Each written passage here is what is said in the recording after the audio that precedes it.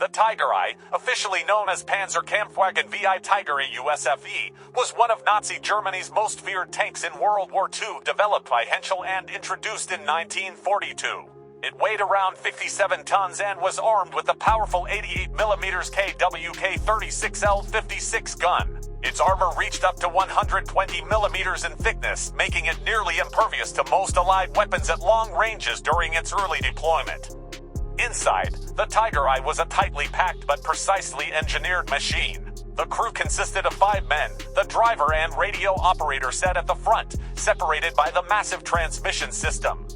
The driver used a steering tiller and gear levers, operating in a cramped metal space with limited visibility through a narrow slit or periscope. The radio operator also manned a front-mounted MG-34 machine gun and was in charge of communications using the FUG-5 radio system. In the turret, the loader, gunner, and commander worked in close quarters. The gunner controlled the 88mm cannon and a coaxial MG3 for using elevation and traverse controls, while the commander stood behind him in a rotating cupola fitted with periscopes for 360-degree visibility. The loader handled the heavy shells, either armor-piercing or high-explosive, stored around the turret and hull.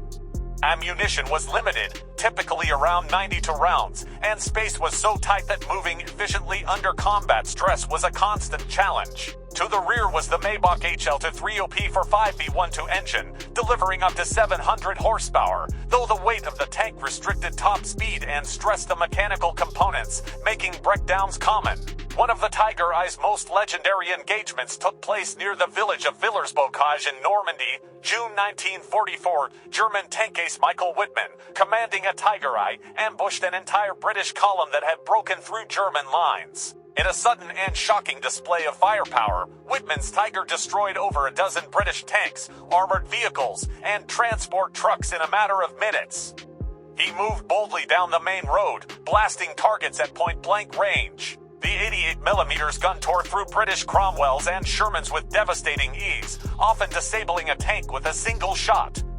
British forces were caught completely off guard. Some vehicles were destroyed before their crews even had a chance to react. Inside the Tiger, the air would have been thick with cordite fumes after each shot.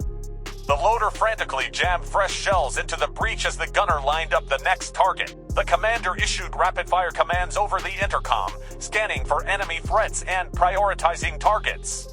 Shell casings clanged to the floor, and the roar of the engine combined with the shuddering recoil of the main gun made every moment a physical trial.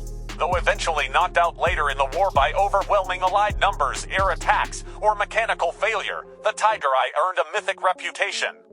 It was a symbol of German armored dominance early in the war and remains one of the most iconic tanks in history. Its mix of power, protection, and psychological impact left an enduring mark on tank warfare.